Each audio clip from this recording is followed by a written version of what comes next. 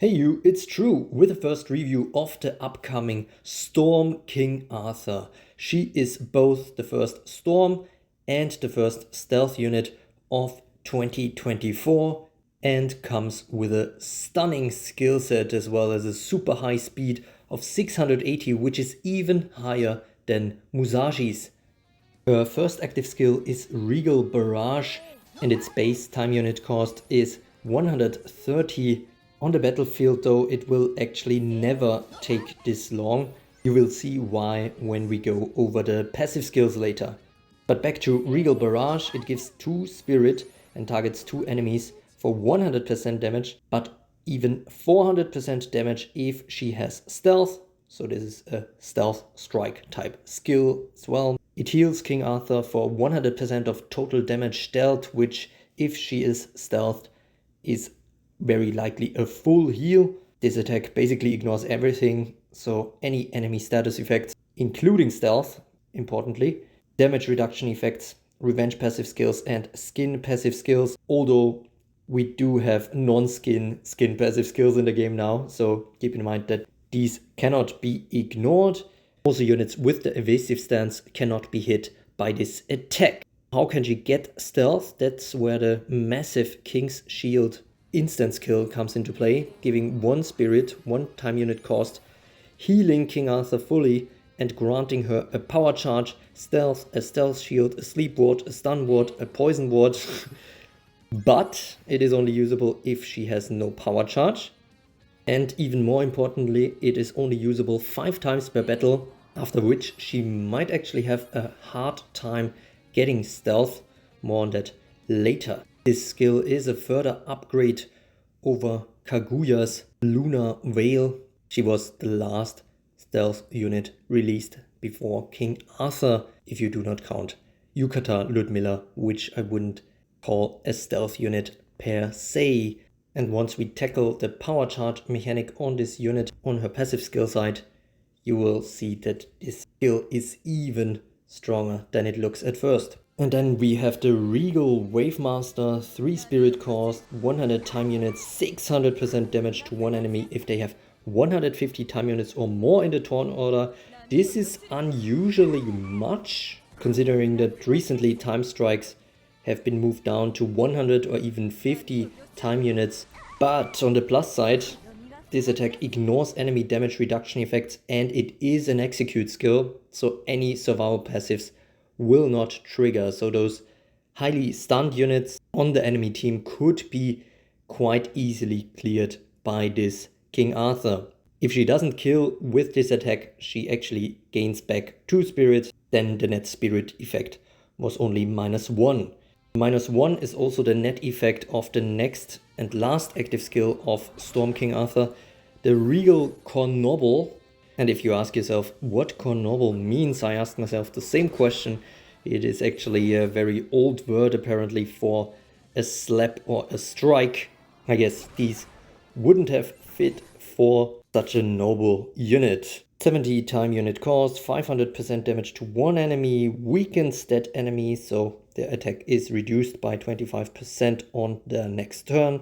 Also heals the user fully, so you can see 3 out of 4 active skills healing this Storm King Arthur.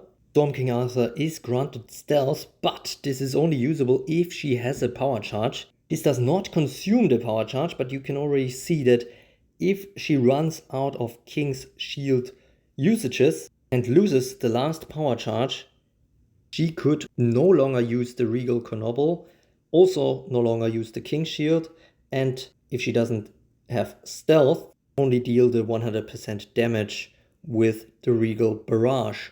At that point, she kind of becomes fully reliant on her stun skill set and the Regal Wavemaster, although arguably at this point she might just die because she becomes extremely vulnerable as well. As we can see when we go to the passive skill side, let's look at her second passive skill first to set the scene. This is a passive we have actually seen before on the original King Arthur with the dark element. Yet again, we have King's Dawn.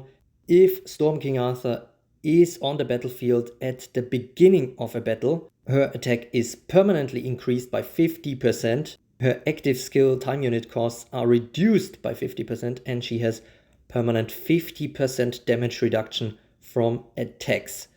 This is super strong yet again, although she is only immovable during ally turns, so she can be banished by enemies like Cleopatra. While King's Dawn is active, Enrage doesn't work on her, and also further quickening effect will not reduce her time unit cost further. So yet again, King Arthur will be a super strong starter unit, but loses half of her passive skill set as soon as you put her into reinforcements. For war against many platoons, she will be a very strong unit for quite a long time though, and unlike her predecessor, she has a second passive that will make her reinforcement play stronger, by far not as strong as King's Dawn though. So let's check out Absolute Monarch next. Until the end of this unit's first turn while on the battlefield, this unit cannot be defeated. Afterwards, if this unit would be defeated while it has a power charge, it instead survives with 1 HP and then cannot be defeated until its next turn, and the power charge is then removed.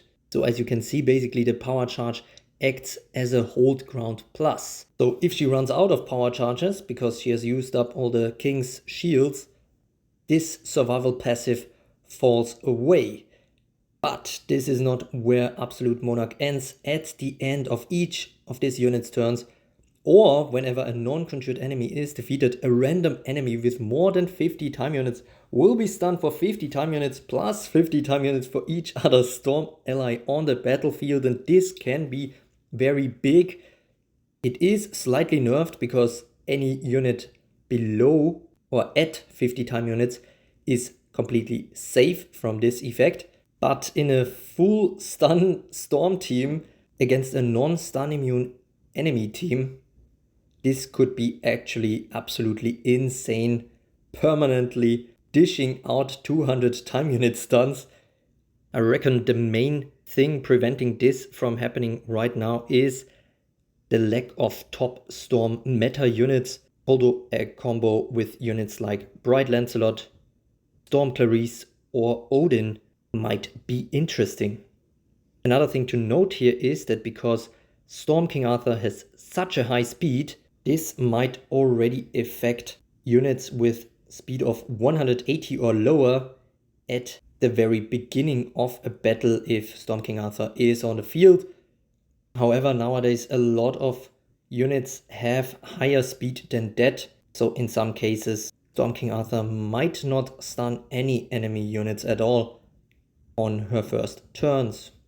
And in the third paragraph we see that Storm King Arthur also gets a strong entry effect, which is very helpful if she gets banished or if you don't run her as a starter unit. When she enters, she will stun 2 random enemies for 100 time units, and her time unit costs are permanently reduced by 30%.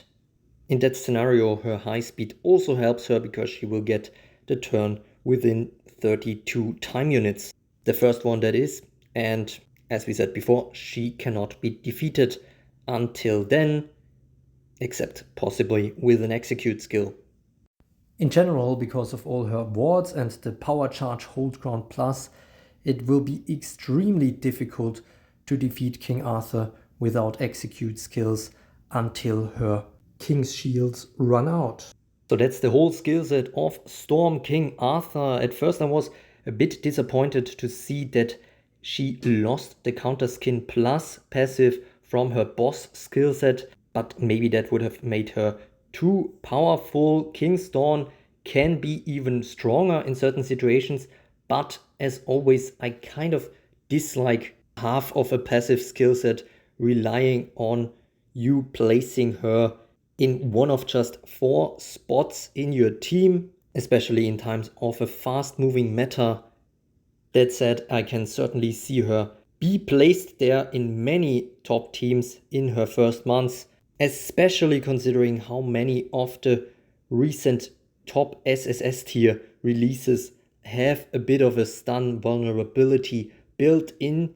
There is one thing though that Storm King Arthur, even placed in front with the King's Dawn, can do very little against, and that is stun, immune, burn teams, so at least with her stealth shield and stealth, so at least with her stealth shield and stun wards, she might be better equipped to survive against a burn onslaught than most other units. However, I still cannot see how she can do much against them, given that she will not be able to use the execute skill against stun immune burn units, and the Regal Barrage might not be enough to actually kill off enemy top tier burn units. So I think it will be very interesting to see if there will be some further burn push coming from this. I wouldn't be surprised. I'm not sure how strong it's gonna be, given that burn still needs to be a dedicated build, which some people are not willing to go into. Against all other teams, she looks very strong, but is yet again another DPS like Musashi, where her potential is very big, maybe not as big in terms of snowballing, although the stuns can definitely go out of control hard in certain situations on the battlefield. But after she has used up all of her king shields and power charges, her chances of survival become very, very low. All in all, Storm King Arthur has a very high potential to be meta defining in one way or the other. But of course, very important will be how she behaves on the battlefield, how her AI will work. So stay tuned for some top level arena footage on this channel like usual, and my summon or skip review. Thanks to Helios for the skill animations shown in this video. Don't forget to like and subscribe to become a true carrot, and as always, thanks for watching.